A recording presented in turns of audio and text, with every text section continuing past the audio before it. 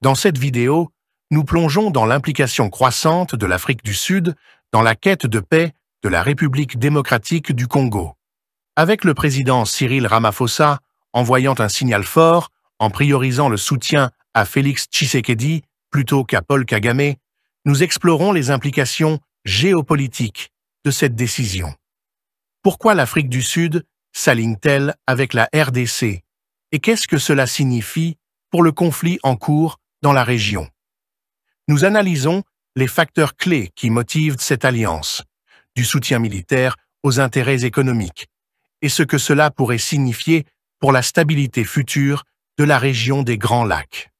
Les récentes actions du président sud-africain Cyril Ramaphosa, envoyant un émissaire à Kinshasa pour rencontrer le président de la RDC Félix Tshisekedi plutôt que le président rwandais Paul Kagame, revêtent une importance significative dans la géopolitique de la région des Grands Lacs.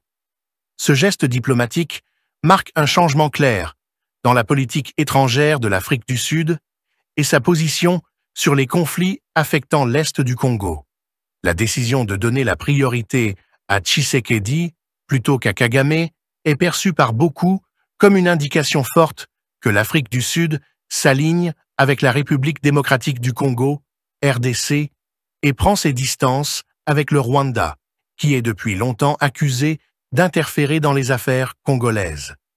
Ce changement pourrait avoir des conséquences de grande envergure, notamment sur la manière dont le conflit dans la région sera abordé à l'avenir. De nombreux observateurs, notamment ceux qui suivent la situation complexe dans l'Est du Congo, voient dans ce geste un signe que l'Afrique du Sud souhaiterait élément la pêche pour la RDC. En envoyant son émissaire à Tshisekedi, Ramaphosa semble soutenir les efforts du gouvernement congolais pour stabiliser la région de l'Est déchirée par la guerre.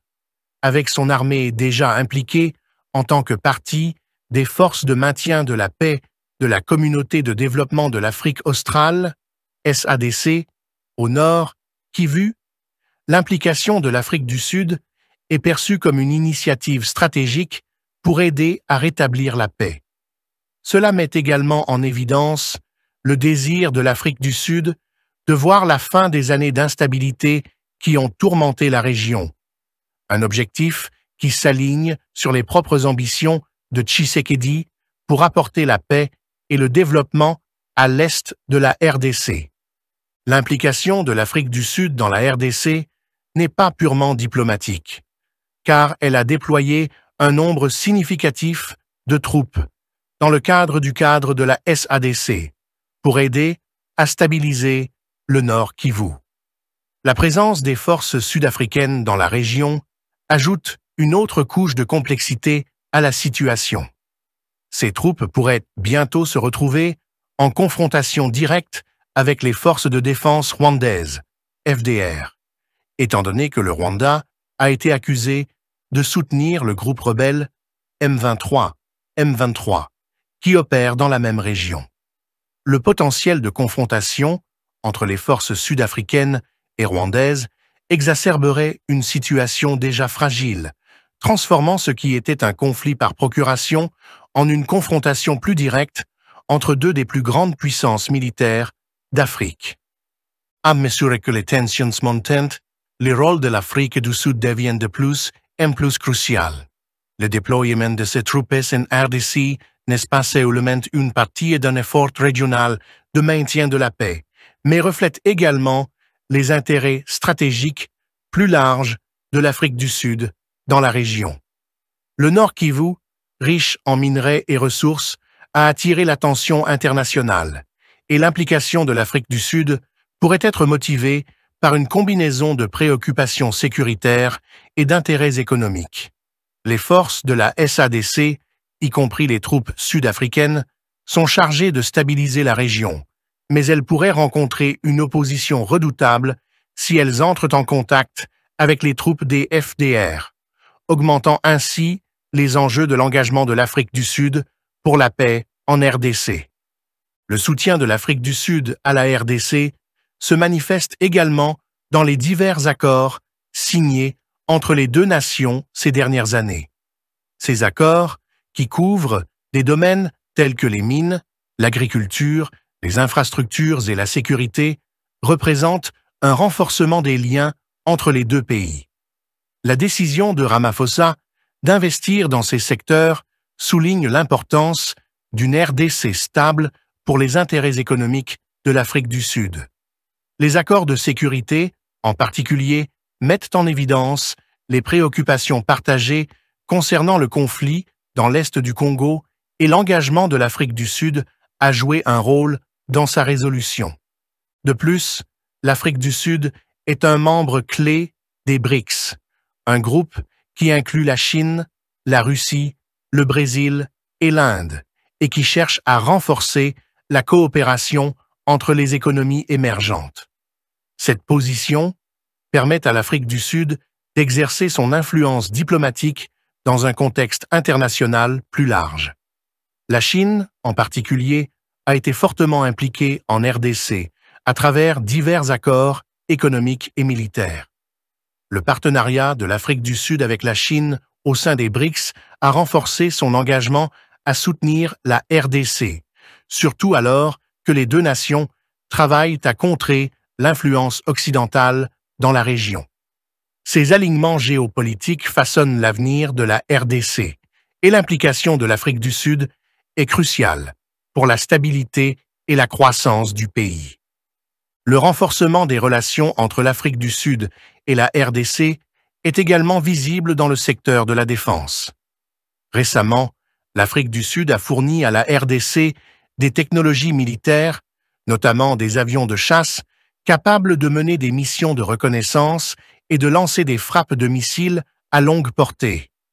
Ces avions, qui possèdent un avantage stratégique, peuvent opérer à grande distance et cibler des zones comme Kigali si nécessaire.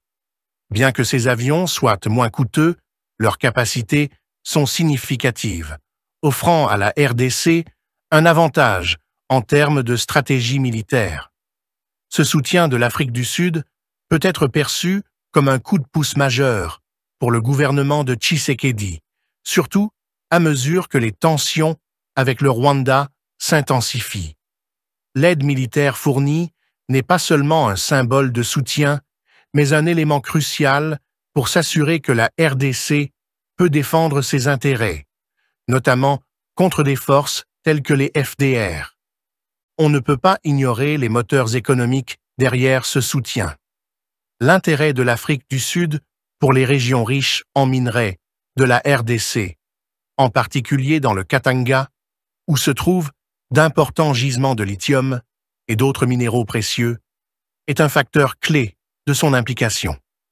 Le lithium, essentiel à la production de batteries utilisées dans les véhicules électriques, devrait devenir encore plus crucial dans les années à venir.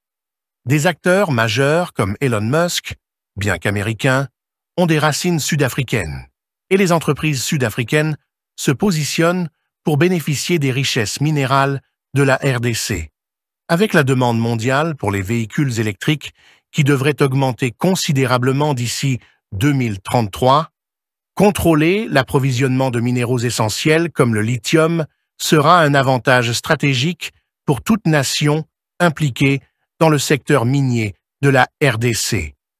Les dynamiques dans la région des Grands Lacs sont indéniablement complexes, avec de multiples acteurs cherchant à exercer leur influence. L'alignement de l'Afrique du Sud avec la RDC peut être perçu comme un défi direct à l'influence de Kagame dans la région. Alors que le Rwanda a longtemps été accusé d'exploiter l'instabilité dans l'est du Congo pour accéder à ses richesses minières, l'implication de l'Afrique du Sud agit comme un contrepoids. L'approche de l'Afrique du Sud est moins axée sur l'amitié que sur la sécurisation de ses intérêts économiques et politiques, notamment dans des régions comme le Katanga, où ses intérêts commerciaux s'alignent avec ceux des géants mondiaux de la technologie. Cette approche pragmatique montre à quel point les intérêts économiques sont profondément liés aux conflits en cours en RDC. Enfin, il est crucial de reconnaître que l'engagement de l'Afrique du Sud envers la RDC découle également d'une histoire partagée et d'une solidarité au sein du continent africain.